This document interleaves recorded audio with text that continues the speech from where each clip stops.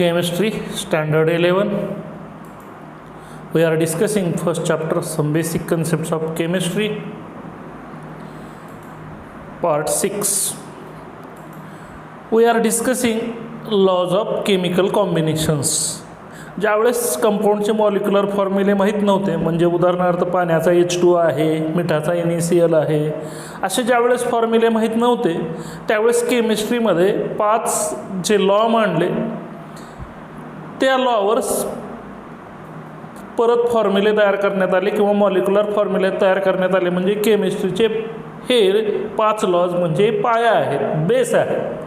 म्हणून आपल्याला 5 लॉ आपल्याला शिकायचे, त्याच्यापैकी 2 लॉ आपण शिकलो आहे.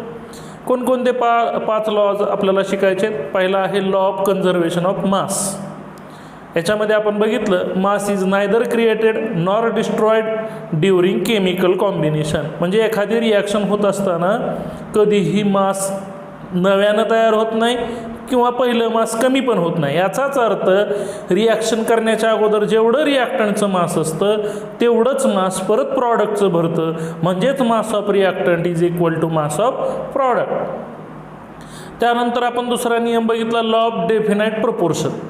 हा लॉ काय सांगतो की तुम्ही कुठलाही सबस्टन्स घ्या, कंपाऊंड घ्या, इरिस्पेक्टिव्ह ऑफ इट्स सोर्स, तो कुठनंही घातला याला महत्त्व नाही. तुम्ही नॅचरली आणला आहे का सिंथेटिक म्हणजे कृत्रिम आहे, फक्त तो प्युअर असला पाहिजे. तर अशा 2 सबस्टन्समधलं असा एकच सबस्टन्स पण वेगवेगळ्या सोर्सेसपासून आणलेला, त्याच्यातले एलिमेंट सेम असतात आणि त्या एलिमेंटचं प्रपोर्शन बाय वेट हे सुद्धा सेम असतं. हे सिद्ध केलं ह्या लॉनं. म्हणजेच प्रत्येक कंपाऊंडचा फॉर्म्युला फिक्स असतो, त्याच्यातले मॉलिक्युल्स फिक्स असतात, त्याच्यातले एलिमेंट्स फिक्स असतात. हे या लॉमुळे आपल्याला कळलं. त्यानंतर तिसरा आपण आज लॉ शिकणार आहोत, लॉ ऑफ मल्टिपल प्रपोर्शन. त्यानंतर चौथा लॉ शिकणार आहोत, गे-लुसाक्स लॉ ऑफ गॅसियस व्हॉल्यूम. आणि 5वा लॉ शिकणार आहोत, ॲव्होगॅड्रोज लॉ. आज आपण शिकणार आहोत law of multiple proportion. Law of multiple proportion, this law was proposed by John Dalton. हा जो लॉ ऑफ मल्टिपल प्रपोर्शन आहे तो सांगितला जॉन डाल्टन नावाच्या सायंटिस्टनं. काय सांगतो हा law? When 2 elements A and B form more than 1 compounds, the masses of element B that combine with a given mass of A are always in the ratio of small whole numbers. बघा ह्याचा अर्थ काय? जेव्हा जेव्हा 2 element combine होतात आणि एकापेक्षा जास्त कंपाऊंड तयार करतात. एवढ्या वाक्यासाठी एक एक्झाम्पल सांगतो. हायड्रोजन आणि ऑक्सिजन असे 2 एलिमेंट घेतले तर ते 2 कंपाऊंड तयार करतात. कोणते कोणते? तर हायड्रोजनचं आणि ऑक्सिजनचं पहिलं कंपाऊंड आपल्याला सगळ्याला माहीत आहे, H2 म्हणजे पाणी. मग हायड्रोजनचं आणि ऑक्सिजनचं आणखीन एक कंपाऊंड तयार होतं, तो म्हणजे H2O2 म्हणजे हायड्रोजन पर ऑक्साईड. म्हणजेच जेव्हा 2 एलिमेंट कंबाईन होतात त्यावेळेस ते एकापेक्षा जास्त कंपाऊंड तयार करू शकतात. एवढ्या वाक्यासाठी मी तुम्हाला स्पष्टीकरण काय दिलं की हायड्रोजन आणि ऑक्सिजन हे 2 एलिमेंट कंबाईन होतात आणि 2 कंपाऊंड तयार करतात, एकापेक्षा जास्त 2. कोणकोणते? H2 म्हणजे पाणी आणि दुसरं H2O2 म्हणजे हायड्रोजन पर ऑक्साईड. मग अशा वेळेस the masses of element B that combine with a given mass of A are always in the ratio of small whole numbers. मग आता हायड्रोजन आणि ऑक्सिजन कंबाईन झाले, 2 कंपाऊंड तयार झाले, ती H2O आणि H2O2. तर H2O मधलं आणि H2O2 मधलं ऑक्सिजनचं मास हे हायड्रोजनच्या मासशी नेहमी एका रेशोमध्ये असणार आणि तो रेशो स्मॉल होल नंबर असणार. म्हणजेच जेव्हा 2 एलिमेंट कंबाईन होतात आणि एकापेक्षा जास्त कंपाऊंड तयार होतात तेव्हा त्या तयार झालेल्या कंपाऊंडमध्ये जो काही एलिमेंट आहे त्यांची जे मासेस असतात ते दुसऱ्या एलिमेंटशी नेहमी रेशो म्हणजे गुणोत्तरात असतात. एक स्मॉल होल नंबर असतं, त्यांचं गुणोत्तर असतं. उदाहरणाद्वारे आणखी लक्षात येईल म्हणून आपण पुढे जाऊया. फॉर एक्झाम्पल बघा, hydrogen combines with oxygen to form 2 compounds namely water H2O and hydrogen peroxide H2O2. म्हणून 2 रिॲक्शन दिलेत. हायड्रोजन ऑक्सिजन वॉटर तयार झालं, हायड्रोजन ऑक्सिजन हायड्रोजन पर ऑक्साईड तयार झालं. मग सायंटिस्टच्या असं लक्षात आलं की हायड्रोजन 2 ग्राम आणि ऑक्सिजन 16 ग्राम कंबाईन होत आहेत आणि 18 ग्राम पाणी तयार होतं. आणि हायड्रोजन परऑक्साईड तयार होत असताना हायड्रोजन आणि ऑक्सिजन मिळून हायड्रोजन परऑक्साईड तयार होतं. हा परऑक्साईड इथं पाहिजे. हायड्रोजन आणि ऑक्सिजन मिळून हायड्रोजन परऑक्साईड तयार होतं आहे. मग ह्याच्यात 2 ग्राम हायड्रोजन आणि 32 ग्राम ऑक्सिजन मिळून 34 ग्राम हायड्रोजन परऑक्साईड तयार होतं.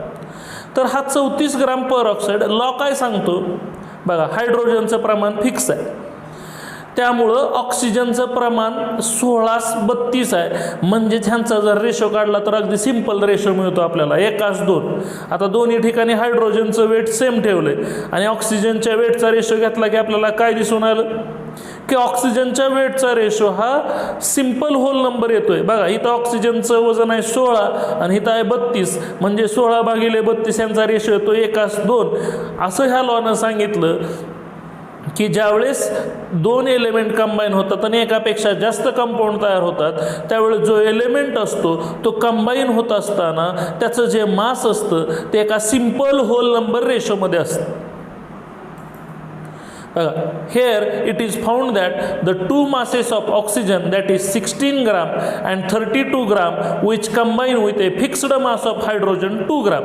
हायड्रोजनचा मास फिक्स आहे आणि ऑक्सिजनचा मास बदलतोय.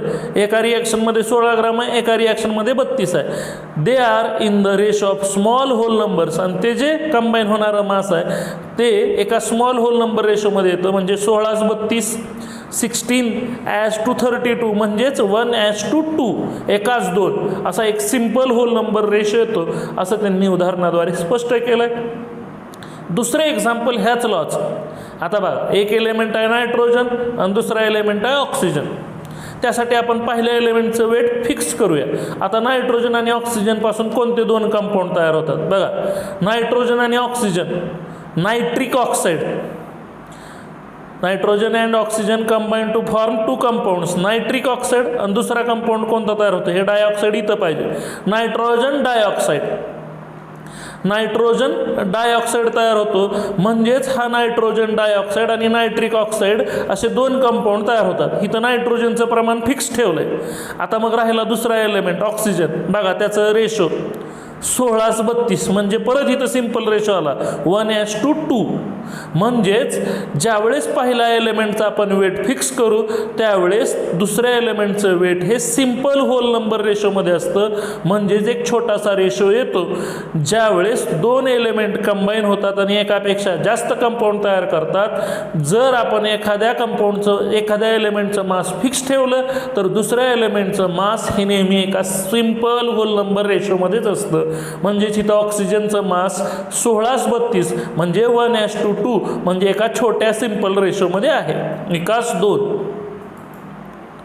Here you find that the 2 masses of oxygen, that is 16 gram and 32 gram, when combined with fixed mass of nitrogen, आपण नायट्रोजनचं फिक्स मास ठेवलं तर 14 ग्राम, are in the ratio of small whole numbers, that is 16:32 or 1:2. असंच जसे आपण 2 example बघितले, हायड्रोजनचं आणि ऑक्सिजनचं, दुसरं एक्झाम्पल बघितलं नायट्रोजनचं आणि ऑक्सिजनचं. असेच आपण एक्झाम्पल तयार करू शकतो कार्बनचं आणि ऑक्सिजनचं. मग कार्बन आणि ऑक्सिजन ज्यावेळेस 2 एलिमेंट कंबाईन होतात त्यावेळेस 2 कोणते कंपाऊंड तयार होतात, CO म्हणजे कार्बन मोनॉक्साईड, आणि दुसरा कंपाऊंड तयार होतो कार्बन डायऑक्साईड. मग जर इथं आपण कार्बनचं वजन फिक्स ठेवलं तर ऑक्सिजनचं वजन हे 1:2 रेशोमध्ये असतं. आता सल्फर आणि ऑक्सिजन ज्यावेळेस कंबाईन होतात त्यावेळेस आपल्याला 2 प्रकारचे कंपाऊंड मिळतात. SO2 म्हणजे सल्फर 2 आहे म्हणून डाय ऑक्साईड, सल्फर डायऑक्साईड, आणि दुसरा कंपाऊंड तयार होतो सल्फर आणि ऑक्सिजनच्या कॉम्बिनेशनमधनं सल्फर, 3ला ट्राय म्हणतात, सल्फर ट्राय ऑक्साईड. मग इथं जर आपण सल्फरचं वेट फिक्स ठेवलं तर आपल्याला ऑक्सिजनचा रेशो येतो 2:3.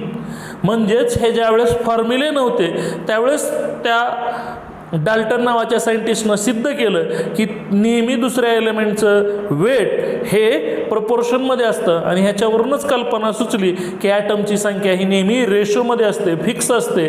ॲटम होल नंबर नसतात, जे आपण डाल्टन थिअरी परत बघणार आहोत. ॲटम हे होल नंबर्समध्ये असतात, कधी त्यांचे तुकडे होत नाहीत. म्हणजेच हे SO2 आणि SO3 मधला ऑक्सिजनचा रेशो 2:3 आहे, जे आपल्याला आत्ता फॉर्म्युल्यावरनं लगेच दिसतं. पण त्या काळात फॉर्म्युले नव्हते, त्यावेळेस हे त्या डाल्टननं सिद्ध केलं होतं की जर एखादे दोन एलिमेंट कंबाईन होऊन दोनपेक्षा जास्त कंपाऊंड तयार होत असतील आणि जर आपण एखाद्या एलिमेंटचं मास फिक्स ठेवलं तर दुसऱ्या एलिमेंटचं मास हे नेहमी एका सिंपल होल नंबर रेशोमध्ये असतं. आता चौथा लॉ शिकणार आहोत, Gay Lussac's law of gaseous volume. Gay Lussac सायंटिस्टचं नाव आहे आणि त्याचा लॉ आहे गॅसियस व्हॉल्यूम म्हणजे गॅसेसच्या आकारमानाबद्दलचं. मग पहिलं statement, this law was put forward by Gay Lussac. हा लॉ मांडला गे लुसाक नावाच्या सायंटिस्टनं. हा लॉ काय सांगतो, the law states that when gases combine or are produced in a simple chemical reaction they do so in a simple ratio by volume provided all gases are at same temperature and pressure. आता ह्या वाक्याचा अगोदर अर्थ समजावून सांगू. Gas हे temperature आणि प्रेशरसाठी अतिशय सेन्सिटिव्ह असतात. साधं सोपं आपण उदाहरण बघूया. सायकलच्या चाकाची हवा आपण सारखी चेक करतो. उन्हाळ्याच्या दिवसात आपण मुद्दाम सायकलच्या चाकातली हवा कमी ठेवतो कारण तापमानामुळं हवेचं प्रसरण होतं, आपलं चाक फुटण्याची शक्यता असते, ट्यूब फुटण्याची शक्यता असते. म्हणून आपण सायकलच्या चाकातली हवा नेहमी उन्हाळ्यात कमी ठेवतो. म्हणजेच गॅसेसवर टेम्परेचरचा लगेच परिणाम होतो, गॅसेसचा लगेच आकार वाढतो. म्हणजेच गॅसेसच्या व्हॉल्यूमवर टेम्परेचरचा लगेच परिणाम होतो, प्रेशरचा सुद्धा लगेच परिणाम होतो. म्हणून हा लॉ ज्यावेळेस सिद्ध करायचा असतो त्यावेळेस आपल्याला असं आपण व्हॉल्यूमबद्दल बोलणार आहेत, त्यामुळं आपल्याला जे काही गॅसेस दिलेले आहेत त्यांचं टेम्परेचर आणि प्रेशर सेम ठेवावं लागणार आहे, तरच हा लॉ सिद्ध होईल. म्हणून ही अट सगळ्यात महत्त्वाची अट आहे की हा लॉ कधी आपल्याला स्पष्ट सिद्ध करता येईल, ज्यावेळेस सगळ्या गॅसेसचं टेम्परेचर आणि प्रेशर सेम असेल. म्हणून ही अट अगोदर समजून सांगेन. मग आता इथं काय, व्हेन गॅसेस कंबाईन, ज्यावेळेस गॅसेस कंबाईन होतात म्हणजे हे सगळं गॅसबद्दल आहे. Or produced in a chemical reaction, ज्यावेळेस गॅसेस कंबाईन होतात किंवा तयार होतात एखाद्या केमिकल रिॲक्शनमध्ये, त्यावेळेस त्यांचं व्हॉल्यूम नेहमी सिम्पल रेशोमध्ये असतं. जसं आत्ता आपण बघितलं त्यांचं वजन मागच्या लॉमध्ये वजन सिम्पल रेशोमध्ये असतं. ह्या गे लुसाकनं सांगितलं की ज्यावेळेस गॅसेस कंबाईन होतात किंवा एखाद्या रिॲक्शनमध्ये तयार होतात त्यावेळेस नेहमी त्यांचं व्हॉल्यूम हे एका सिम्पल रेशोमध्ये असतं. आपण उदाहरणाद्वारे सिद्ध करूया. इलुस्ट्रेशन म्हणजे उदाहरणासहित स्पष्टीकरण. Under the same conditions of temperature and pressure, ही सगळ्यात महत्त्वाची अट की सगळ्या गॅसेसचं टेम्परेचर आणि प्रेशर सेम पाहिजे. ज्यावेळेस आपण 100 ml हायड्रोजन कंबाईन करू with 50 ml of oxygen it gives 100 ml of water vapour. ज्यावेळेस आपण 100 ml हायड्रोजन गॅस कंबाईन करायचो 50 मिलीलिटर ऑक्सिजन बरोबर, त्यावेळेस आपल्याला पाण्याची वाफ म्हणजे गॅसच आहे 100 ml मिळायचं. एक्सपेरिमेंटद्वारे हे आकडे आलेले असतात. मग हायड्रोजन किती घेतला होता आपण 100 ml, ऑक्सिजन किती घेतला होता 50 ml. हायड्रोजनच्या आणि ऑक्सिजनच्या कॉम्बिनेशनमधनं H2O तयार झालं म्हणजे पाणी, ते तयार व्हायचं 100 ml. मग आता ह्यांच्या व्हॉल्यूमचा रेशो बघूया. बघा 100-50 म्हणजे ह्या सगळ्याला 50नं भाग जातो. म्हणून 50 दोन्ही 100, 50 एके 50, 50 दोन्ही 100 म्हणजे ह्यांच्या व्हॉल्यूमचा रेशो काय बघा 2:1:2. म्हणजेच ह्यांच्या व्हॉल्यूमचा रेशो हा सिम्पल होल नंबर आहे. Thus the volumes of hydrogen gas, oxygen and water vapour produced bear a simple ratio of 2:1:2. म्हणजेच प्रयोगानंतर असं लक्षात आलं की ज्यावेळेस गॅसेस कंबाईन होतात किंवा गॅसेस तयार होतात त्यावेळेस त्यांचे व्हॉल्यूम हे नेहमी एका सिम्पल रेशोमध्ये असतात. असं होणार नाही 100, 51, 100 मग ह्याचा रेशोच काढता येणार नाही. म्हणजेच त्यांचा सिम्पल होल नंबर रेशो असतो 2:1:2. हे कुठल्याही गॅसेसच्या रिॲक्शनसाठी सिद्ध होतं. फक्त त्यासाठी आपल्याला ही कंडिशन महत्त्वाची आहे, त्या गॅसेसचं व्हॉल्यूम मोजत असताना त्या सगळ्यांचं टेम्परेचर आणि प्रेशर सेम पाहिजे. आता दुसरं उदाहरण तसंच दिलं आहे. Under the same condition of temperature and pressure 1 liter of nitrogen gas combines with 3 liter of hydrogen gas to produce 2 liter of ammonia gas. बघा ज्यावेळेस आपण 1 liter नायट्रोजन गॅस आणि 3 liter हायड्रोजन गॅस कंबाईन करायचो आपल्याला वाटेल की 4 liter मिळेल product. नाही, प्रॉडक्ट मिळायचा 2 liter आणि तो अमोनिया गॅस. म्हणजेच 1 liter नायट्रोजन, म्हणून केमिस्ट्रीमध्ये 1+3 4 नाही, 1 अधिक 3 2, म्हणजे इथं व्हॉल्यूमचा रेशो येतो. 1 लिटर नायट्रोजन गॅस ज्यावेळेस आपण रिॲक्ट करायचो 3 लिटर हायड्रोजन गॅस बरोबर, त्यावेळेस आपल्याला अमोनिया 2 लिटर तयार झालेला दिसायचा. म्हणून ते रिॲक्शनच्या स्वरूपात असं मांडलं. त्यावेळेस फॉर्म्युले नव्हते, म्हणून nitrogen gas plus hydrogen gas gives ammonia gas. मग नायट्रोजन किती घेतला होता? 1 लिटर. हायड्रोजन किती घेतला होता? 3 लिटर. त्यावेळेस अमोनिया किती मिळाला? 2 लिटर. म्हणजेच त्यांच्या व्हॉल्यूमचा रेशो काय आला? सगळ्याला 1 न भाग जातो. 1:3:2. Thus the volume of nitrogen gas and hydrogen gas and ammonia gas produced, तयार झालेला ammonia gas. Bear a simple ratio of 1:3:2 असं आपण 2 उदाहरणाच्या सहाय्यानं एक्सप्लेन केले. तुम्ही परीक्षेच्या वेळेस कुठलंही एखादं उदाहरण देऊ शकता.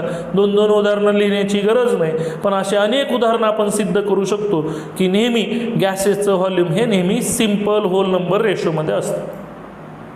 Note: Gay-Lussac's discovery of integer ratio in volume relationship is actually the law of definite proportion by gaseous volume. आपण जो 2 नंबरला शिकला होतो लॉ ऑफ डेफिनाइट प्रोपोर्शन, तोच हा लॉ आहे, फक्त तो आता गॅसियस व्हॉल्यूमसाठी लागू झाला आहे. तिथं आपण त्यांच्या वजनासाठी लागू केला होता, इथं मात्र गॅसेसच्या व्हॉल्यूमसाठी लागू केला. थँक्यू.